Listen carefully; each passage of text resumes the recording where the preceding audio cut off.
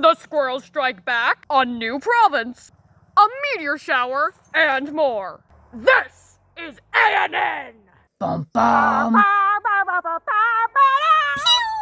Good day, Aspenia. I am Robbie Origami here to present you with this week's news. Starting off with our main story, after weeks of successes against the Squirrel insurgency, including getting their leader, Pauline, to switch sides to help defend Aspenia, the Squirrels have finally broke their fail streak with one of their most vicious attacks yet. Sarah, a member of the Royal Night Guard, the main institution defending Aspenia from the Squirrels, was locked in the kitchen for what felt like several agonizing hours. King Jason, after being informed by Queen Snow, who was hysterical with the grief of losing Sarah, that Sarah was locked in the kitchen, bravely freed her from the clutches of the Squirrels before they could even write a list of their demands. Since then, Squirrel raids on the Raft Shack have only worsened, and they scream all the time how do they still have vocal cords? Moving on, a party was held for His Royal Majesty, celebrating the many efforts he did on making Aspenia a better place, namely by renovating the Guide Villa kitchen.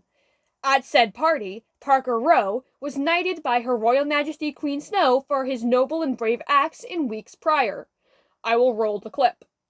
Alright! One knee, Parker. Imagine you're proposing to Ethan!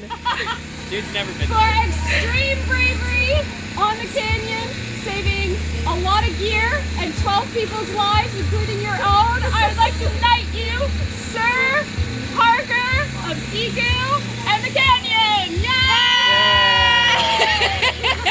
Yay! He will now be referred to as Sir Parker, and if you do not refer to him in this way, then he is fully entitled to chop off your traitorous head. We will now be going to Sherry with her international news segment. What are they doing over there? Take it away, Sherry! Thank you, Robbie. Wait, you're not Sherry. No, I'm Harry, her brother. Sherry died last week. No, she didn't. I saw her this morning. Besides, red ants have been renamed to Spicy Boys. Just ask the Queen. Don't ruin this for me. This is my segment now. Whoa. Whatever, just get on with it. Firefighters in Virginia were called to a middle school after their pet Python intentionally knocked over a heat lamp to burn down the school because pythons are real and they want to burn down your children. Not as bad as Pyro Sisters who burn down dreams. Rush hour traffic in the capital of the United States was shut down after a suspicious device was dropped off next to the local fire department. After intense investigation by bomb squads, the device ended up being an adult toy. I don't even know what toys are. I never got anything, but Sherry got everything. I played with paper clips. In our final international news story for today, a man in China spun 33 hula hoops while upside down to break a world record.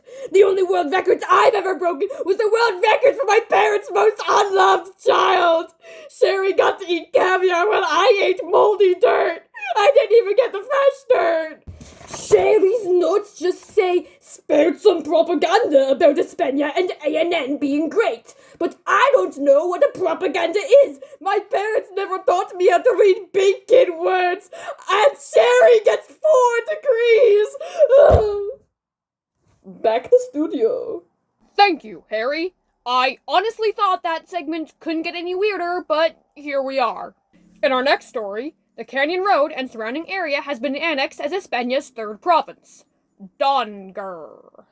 Leadership and residency of Donger is yet to be sorted out, but Ethan of the Night Guard insists that he should become Her Grace Lady Ethaniel of Donger, and that his self-proclaimed husband should become Sir Lord Parker of Donger.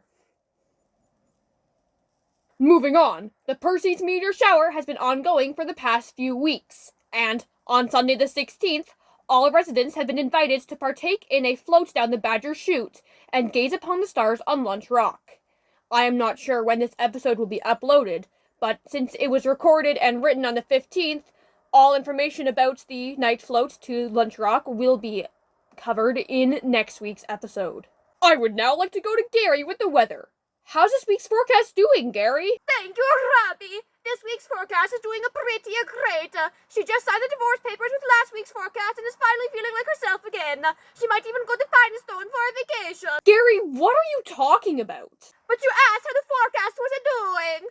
I meant, like, what the weather will be like over the next 7 days. The thing that you've been paid to do in Skittles for the past 2 years. Oh, so you only cared about how she looks? I am this close to firing you, Gary. Please just do your fucking job. Of course.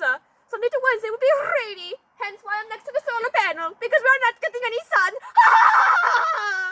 With a high of around 20 and a low of 11. Thursday will be rainy with a high of 25 and a low of 17. Friday to Sunday will be sunny with a high of 22 and a low of 8. Back to you, Robin! Thank you, Gary. For our final story for this week, Duke Jeff has finally purchased a new vehicle after his old one broke down on the causeway earlier this year. Hopefully his new car does not fall to the same fate. That is all the news we have for this week. Thank you for tuning in, and we'll see you next week on ANN! Bye-bye!